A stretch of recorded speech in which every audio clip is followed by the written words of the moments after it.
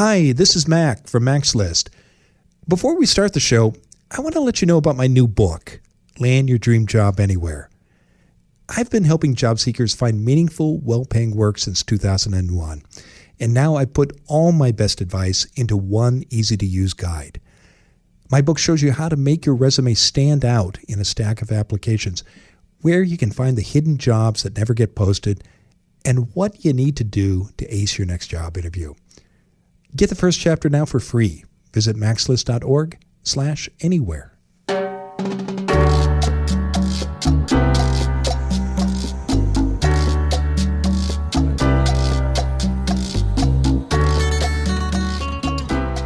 This is Find Your Dream Job, the podcast that helps you get hired, have the career you want, and make a difference in life. I'm Mac Pritchard, your host and publisher of Mac's List. I'm joined by my co-hosts, Ben Forstag, Becky Thomas, and Jessica Black. This week, we're talking about the do's and don'ts for dressing in the workplace.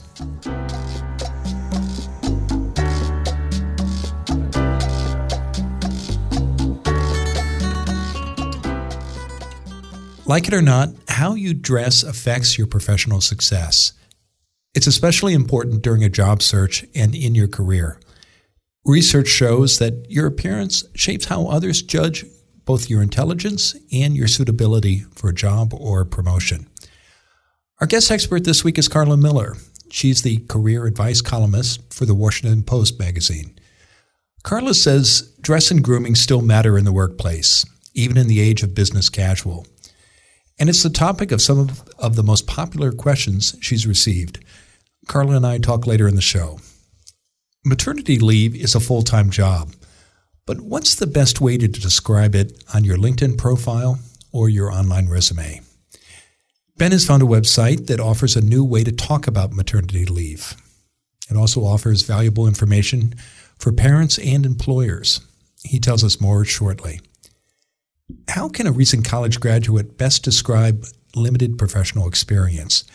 That's our listener question of the week. It comes from Amber Tyus in Chicago, Illinois. Becky shares her advice in a moment.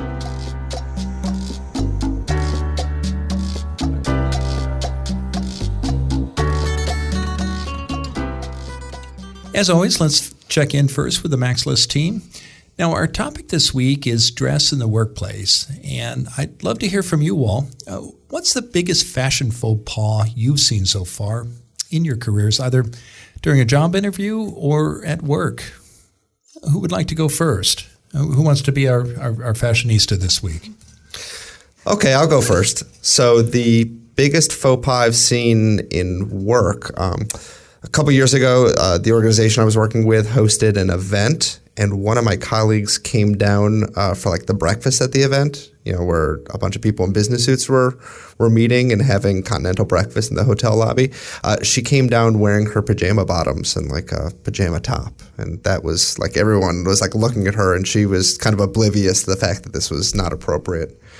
So that was odd. I won't let myself get off the hook, though. I actually, when I was much younger and much stupider, went to an interview in flip-flops. So, wow, I want to hear more about that. Well, it was for the YMCA. It was for like a kind of front desk job at the Y, but still, I showed up in flip-flops, and they offered me the job. But then the hiring manager said, "I'm like, just so you know, we only let you wear closed-toed shoes if you work here." Okay, so were you thinking you needed to come in a camp costume, or was it just summer and you were 18? Yeah, I would say it was 18. I wasn't thinking. Okay, that's a good one. Yeah, mine is kind of along the same lines of I can't think of anything too outrageous, but just seeing a couple people come to interview at various nonprofits that I used to work for very casually and just not looking the part. And I'm not even sort of that, I don't know, I don't want to say snooty, but like I'm not even that sort of, I don't have that high of expectations for people, because I give a pass for a lot of folks. But there were some people that weren't quite in flip-flops, but pretty close. And somebody actually even wore cutoff jeans once, or jean shorts. Yeah. So it was little things like that are just, just not appropriate. Okay. I'm for me, that's not a little thing. That's a big. No, that's big. They obviously they didn't get the job, but and bless their hearts, they hopefully know better now. Yeah. How about you, Becky? Bless their hearts. Love that. It's interesting. I've worked in workplaces that vary a lot depending on sort of the dress code or no dress code, like very casual up to like very formal sort of corporate environments. I remember one of my first marketing jobs, it was in a very corporate space, and we were sort of testing the idea of letting people wear jeans to work. And I had to sort of find some stock photos of like, what's like a professional jeans outfit? Because there was so much concern about people are going to wear like holey jeans and baggy jeans and jeans that just like weren't professional. And it's interesting that people, don't necessarily see how they look or how they're coming off. I think it's about self-awareness, right? Like definitely that fitting in piece. But yeah, I don't know. Interesting stuff. But also, isn't it nice that they feel so comfortable in their skin that they don't care what other people think? Yeah, but you have to know how people are seeing you. I know you're playing devil's advocate. A little bit. I'm just like, isn't that nice? Yeah. But also, you need to know, especially, yes, in this scenario for sure. Yeah, I would agree. I think personal style is important, and you want to make choices that you're comfortable with. But I think you touched on this as well, Jessica. You need to know where you want to work and what the culture is, and you need to pay attention to the rules that the culture of that particular organization have set out. Yeah. Yeah. So my favorite, I may have mentioned this on an earlier show, is the cyclist who came to meet me for an informational interview wearing spandex, and it was sweaty spandex, and he actually had the bike shoes on with the toe clips, and I think he loved cycling, and it didn't occur to him that probably shouldn't sit down all sweaty in a chair, and I felt like I was being sort of squeezed in during his preparation for a triathlon. So. Right. Did he mention it? Was he like, I'm so sorry, I'm wearing my bike clothes? Or he was just like, this is me. This is me, yeah. Wow. So, as Jessica said, bless his heart, but he definitely stood out, and I'm remembering him almost 10 years later, but not for all the right reasons. Right, and it's very distracting when you're trying to have a conversation to be able to focus on the task at hand when you're kind of wondering, how long you biked and what the smell is and those types of things. Sidetracks you for sure. Yeah. Yeah. Okay, well, I know we'll talk more with Karla about this because these are some of the questions that she gets in her column at the Washington Post magazine, and they're among her most popular topics. But Ben, let's turn to you first because you're out there every week poking around the internet looking for things our listeners can use. What have you uncovered for us this week? So this week I want to talk about a resource called the Pregnancy Pause, and a hat tip to Jen Barth, who's one of our work friends over here at MaxList. She was the one who turned me on to this. So many women take time off to when they're pregnant or to take care of very young children. And getting back into the workforce after you take time off for childcare is a challenge for a lot of people. And part of the problem is very unfairly employers see that time off with children is almost like a vacation, right? It's like you're not working, you're not doing anything professional, so you were just kind of lounging around taking care of an infant. And anyone who's spent any time around an infant or young children knows that like it is not a vacation. It's probably the toughest job you've ever had. Yeah. So the Pregnancy Pause is this interesting project that's being spearheaded by a marketing firm in New York. And their idea is that because maternity leave is a full-time job, it's time to create an official title and, quote, company for motherhood. So the concept is really simple here. Under the experience section of your resume on LinkedIn, or just your resume in general, moms can include the time they spent raising children, citing the Pregnancy Pause as their employer. And on LinkedIn, the Pregnancy Pause is listed as a company, and it's got over 100,000 people working for it. And wow, that's cool. Yeah, obviously this is not like a real company with corporate headquarters or anything, but it's a group of people who've taken time to raise the next generation of human beings, which is a great service for all of us. So prospective employers who look on your LinkedIn profile and see the pregnancy pause, if they click that company, it goes to a website that's all about the benefits and the struggles of women who take time off to raise children, and why it's worthwhile for employers to go out and hire these folks and not see pregnancy and time off for childcare as being some awful impediment to their careers. There's even a reference phone number. So if an employer wants to call this quote company, they get information that way as well. So I thought it was a really clever way to talk about and frame the whole experience around maternity leave.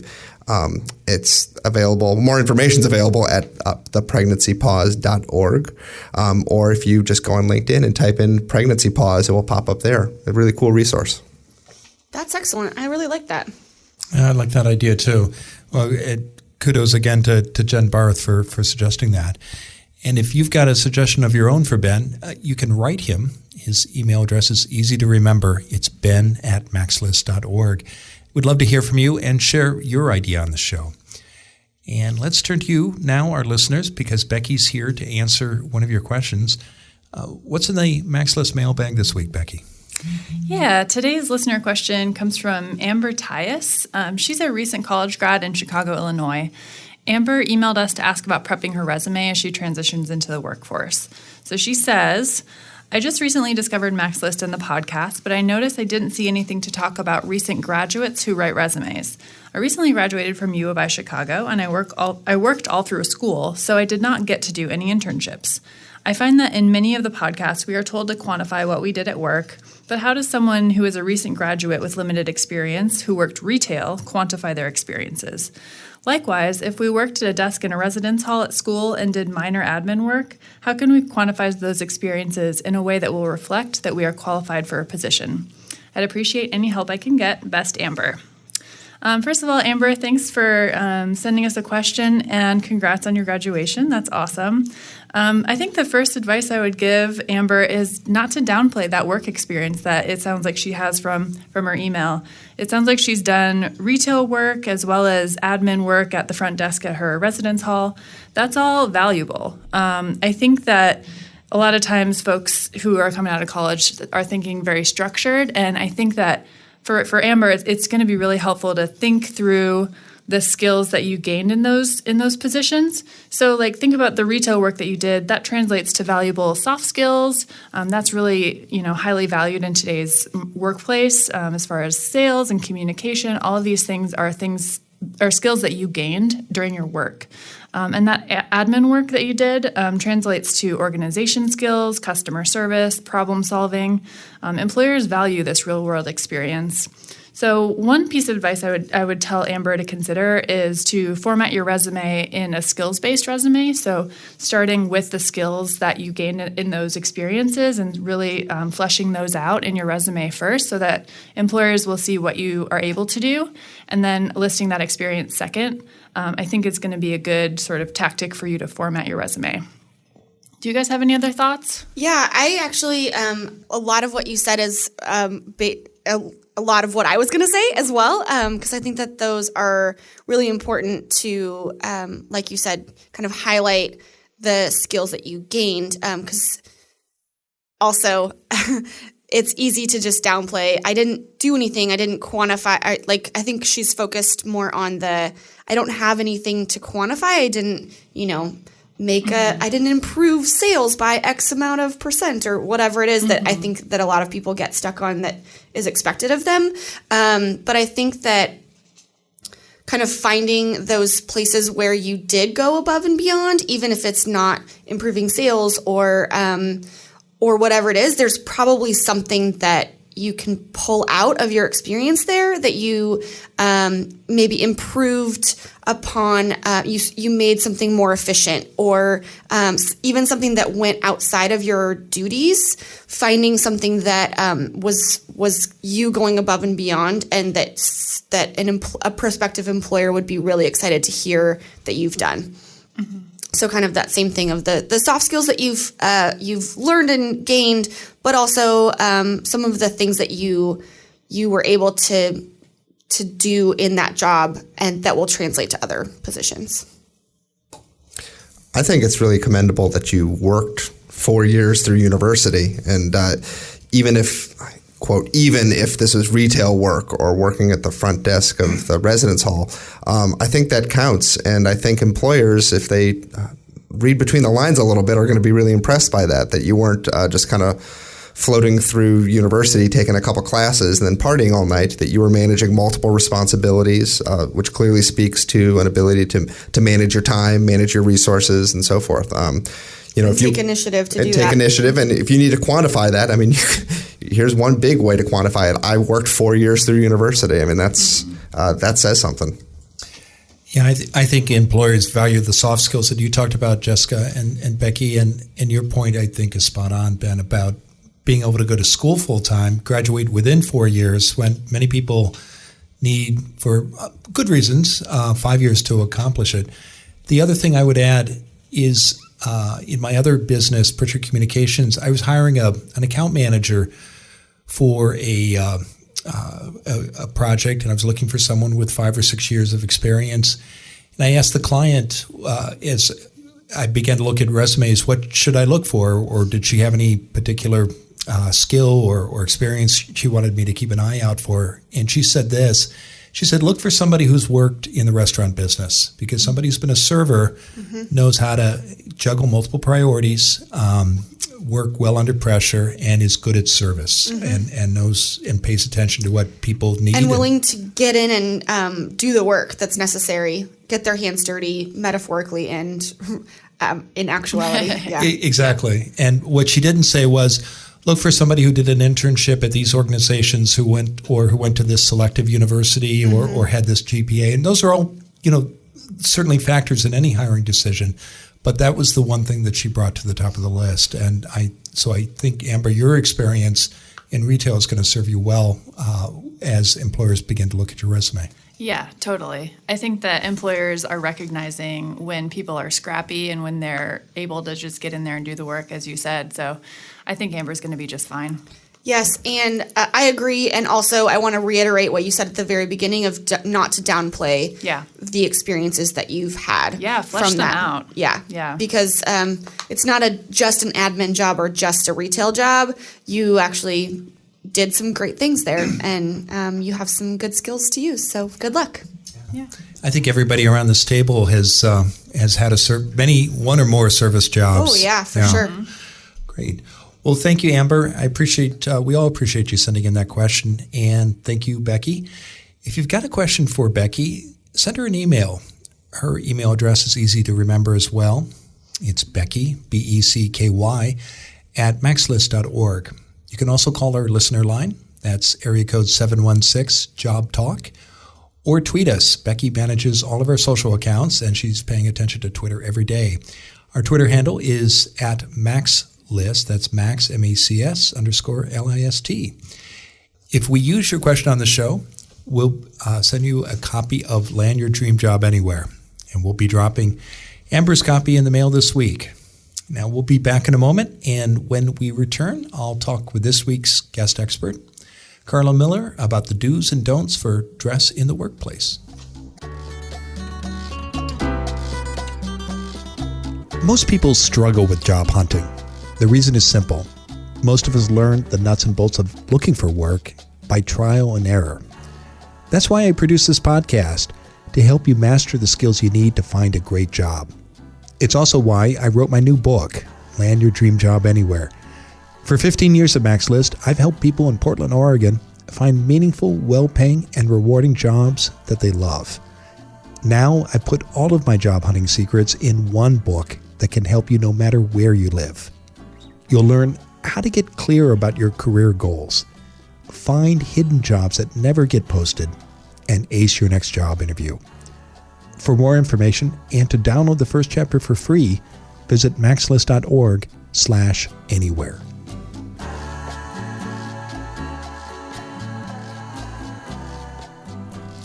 Now let's turn to this week's guest expert, Karla Miller.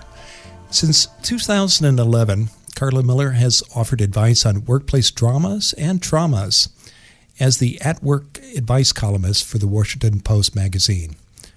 Billing herself as the smart aleck down the hall, Karla tackles questions on annoying office mates, bullying bosses, and getting by in today's job market. Karla also works full-time at an accounting firm in Washington, D.C., and she volunteers as a wife and mother. She joins us today from Northern Virginia. Karla, thanks for coming on the show. Thanks so much for having me, Mac. Yeah, it's a pleasure. Now, Karla, our topic this week is dress in the workplace, and I know this is a popular subject for the questions you get in your column. Why does dress in this age of business casual still matter in a career or a job search? The problem is that we used to have stricter rules about how you dressed. I mean, you had your church clothes or you had a uniform for work, and some jobs still have that, and they're very clear about what exactly they expect you to wear. But now offices are trying to be a little, I guess, a little less formal, a little more family-like, or a little friendlier. And so they say, you don't have to be too formal. You don't have to do the white collar suit. Just, business casual. And, trying to make it a more relaxed place to be so people feel more comfortable and they perform better. And in some cases, it's, jeans and T-shirts. The problem with that is that when you don't have really clear guidelines about what you mean by business casual, or we're an informal environment, you can get all sorts of extremes in how people dress and present themselves. And there are all kinds of ways to get into trouble without even realizing it. So the guidelines matter. Do you find in the people you hear from in your column that they struggle with figuring out how to determine what the guidelines are? More often I hear from people who are struggling with other people's interpretations of the guidelines. What kind of examples come to mind, Karla? For example, someone who says, I work with these younger workers who, I could see the bra strap showing, or that the collar is cut too low on a woman, or her skirt's too high, and this really bothers me. Or, guys will be wearing a T-shirt that, it doesn't look quite up to snuff instead of a nice collared shirt. It's more the people who are used to a different standard and are seeing people who are not adhering to those standards, and they're kind of thrown by it, and they're concerned about the impact it's going to have, on client interactions, for example. And so are these peers of the people who are writing in with these concerns, or are they managers, or is it a mixture? Generally, they are senior workers to the people in question. They might be managing them directly, or they don't manage them directly, but they have to work on a team with them. And so they're in sort of a mentorship role, but not officially above them in the office hierarchy. So it's a question whether they have standing to say anything about what they've observed and what they think the other worker should be wearing. Well, let's talk. You mentioned earlier about knowing what the guidelines are. How do you figure that out, Karla? And how do you know if the way you dress matters both to your career and or to the company that employs you? And because ultimately, I think that's why you would pay attention to the guidelines, wouldn't it be? Theoretically, yes. That's what you should be doing. The first place you should start is your employer's dress code. A well-written dress code will explain, what's the environment here? What are we going for? What items are specifically not appropriate? For example, spaghetti straps or shorts or open-toed shoes, anything like that. And if it's that explicit about it, stick with those guidelines. But if you don't have anything that specific in your dress code, the next thing to do is take a look at the people around you, specifically the people who are maybe a level or two above you, the people in the positions that you'd like to be in. Take a look at how they dress. Is it super casual, like weekend barbecue, or are they really well put together? Do they kick it up a notch when they have a client meeting? Is it business formal for client meetings? Or is it even more relaxed when you're with clients? So take your cues from them, see how they dress, and if that's the person you envision yourself being in a few years, try to sort of follow in their footsteps. But that doesn't mean you have to adhere to a strict code that makes you feel like you're not yourself either. I mean, once you get those baseline rules in place, then you can add, a touch of your own flair, something that, makes you comfortable, makes you feel like you. Good. As you talk, I'm reminded of that old advice, dress for the job you'd like to have.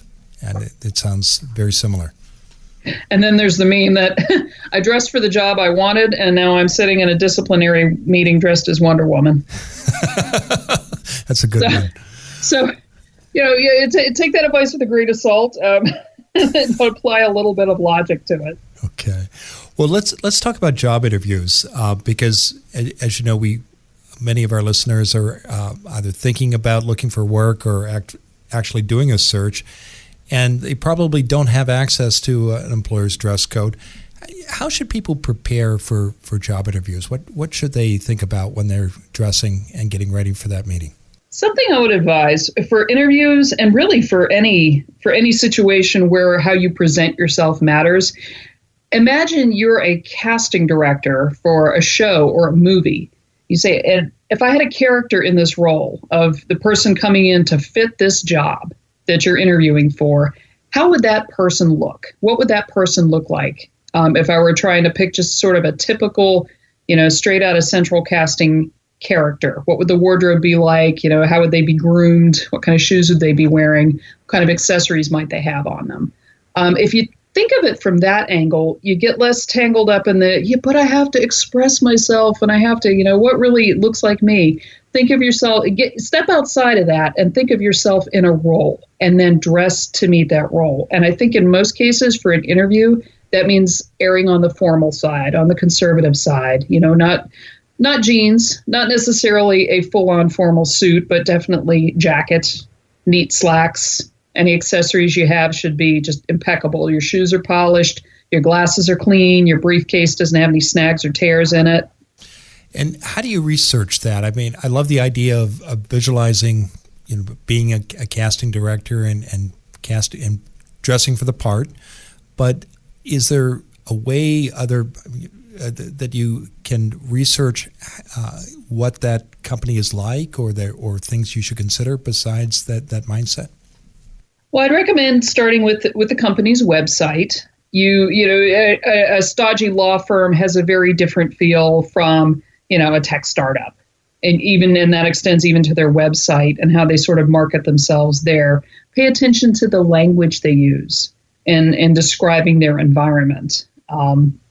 But you can probably take a stab at how formal it's going to be based on the kind of job you're going for. I mean, just from the start there, a stodgy law firm versus casual tech startup, and what end of the formality spectrum you're going to be on. Take a look at their website. Maybe go on LinkedIn, find some people, sort of lurk and stalk some people who belong to that company. See how they look in their pictures. Do they all have really nice formal corporate headshots?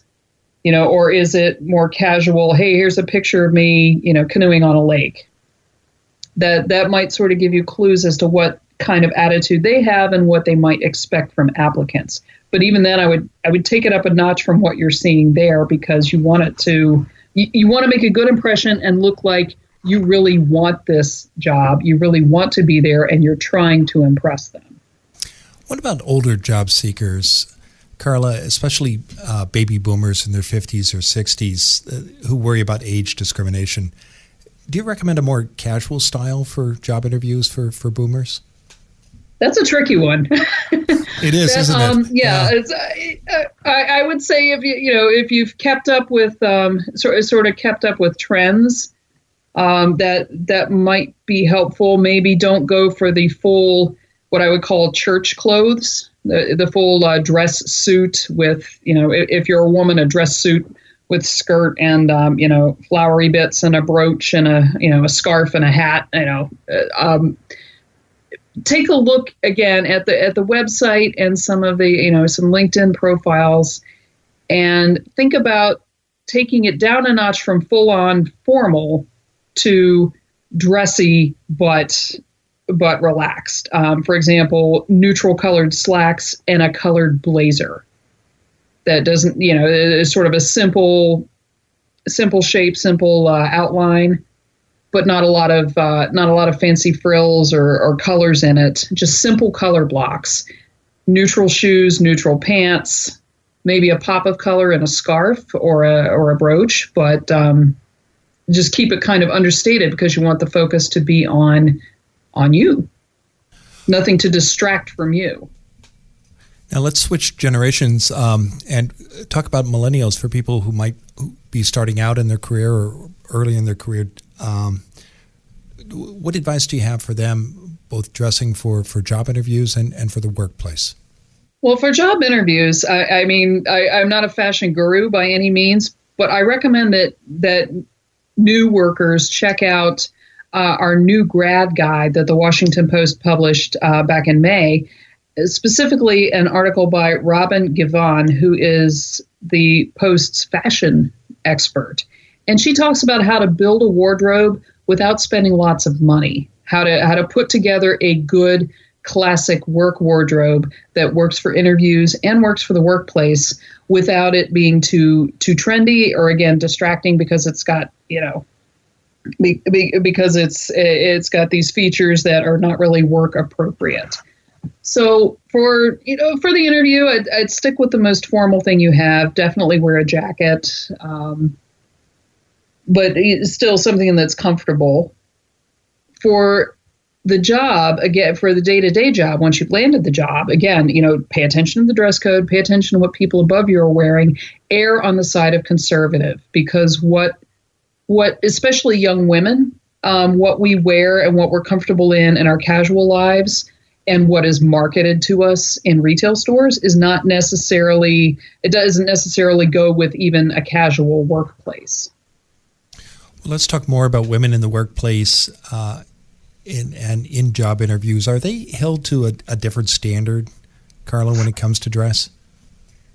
Well, and I want to preface this by saying that you are not responsible for what goes through anybody's head when they see how you're dressed. People have different tastes and different standards, and it is not your responsibility to monitor that at all times. So I just want to state that up front.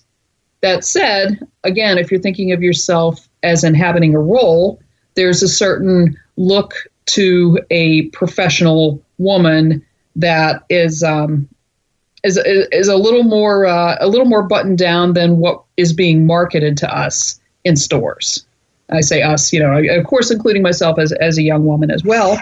But things like very loose, flimsy shirts, spaghetti straps, very low-cut tops, things that fit tightly to emphasize certain assets that are not necessarily what you want to be emphasizing at work.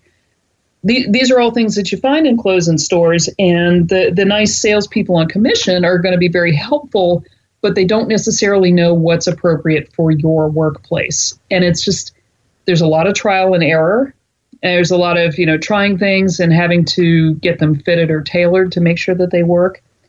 As far as a different standard for women, men have it somewhat easier in this respect that there's usually sort of a uniform for guys in the workplace. It could be, polo shirt and khakis, or maybe it's a button-down shirt and dress slacks, all the way up to tie and jacket.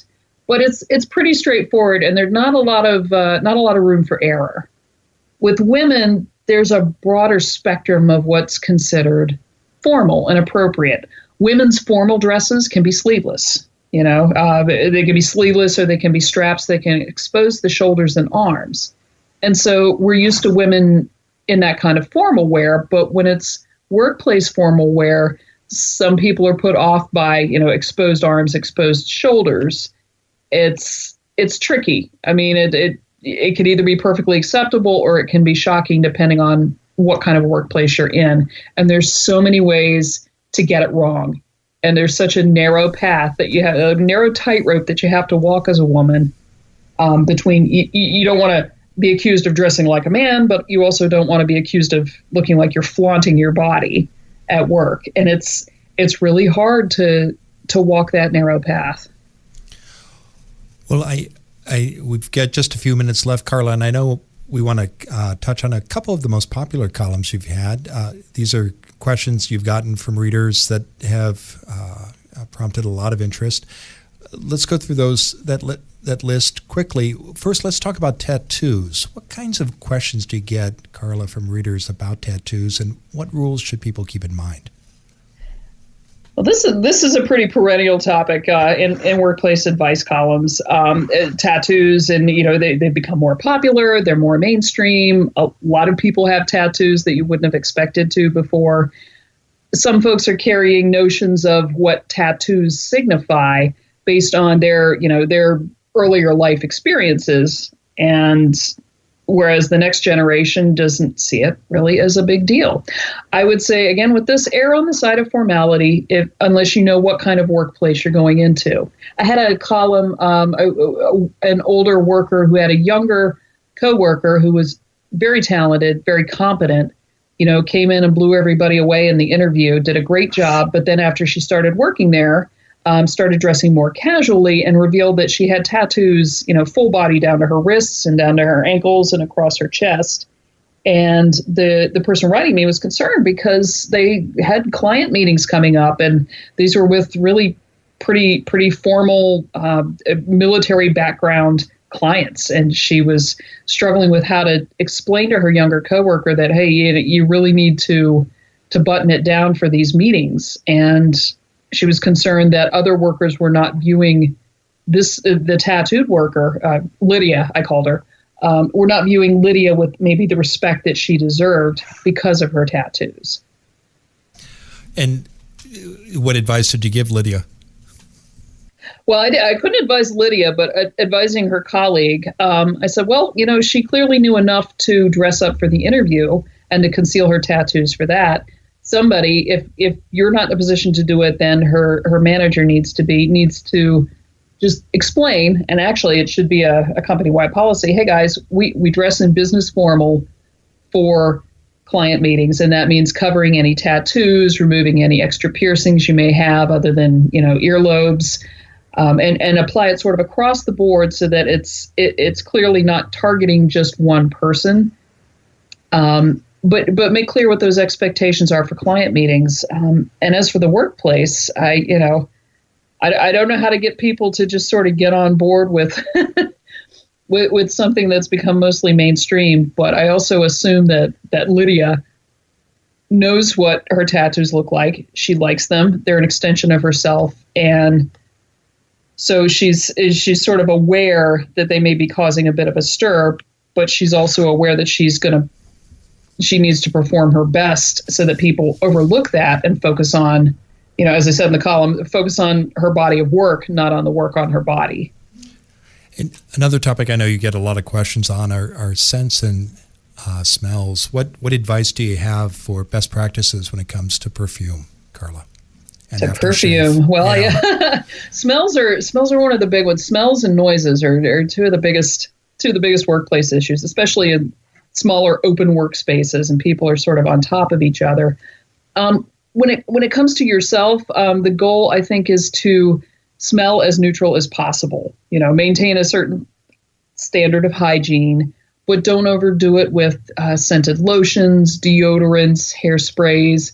I would just not wear perfume at all, honestly. Anything that's billed as a scent, a body spray, a men's body spray, or perfume or cologne, I would just leave that at home, because 9 times out of 10, the products you use normally to shampoo and clean and shower are really all you're going to need to keep you smelling neutral without overpowering people around you.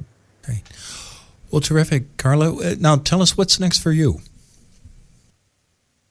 Well, my column comes out every week in the Washington Post magazine, and it's also on WashingtonPost.com. I actually have a column coming up on this topic, on dress codes being unevenly enforced, and that will be appearing in the June 18th magazine. So it will come out the Thursday before that. Well, great. Well, I know people can find your column by visiting WashingtonPost.com/workadvice. And you're also on Twitter. Your Twitter handle is @Karla@Work. That's Karla with a K. And the website for your the Washington Post magazine is wpmagazine@washpost.com. Karla, thanks for being on the show today. Thank you so much, Mac. I really appreciate it. You're welcome. It's been a pleasure.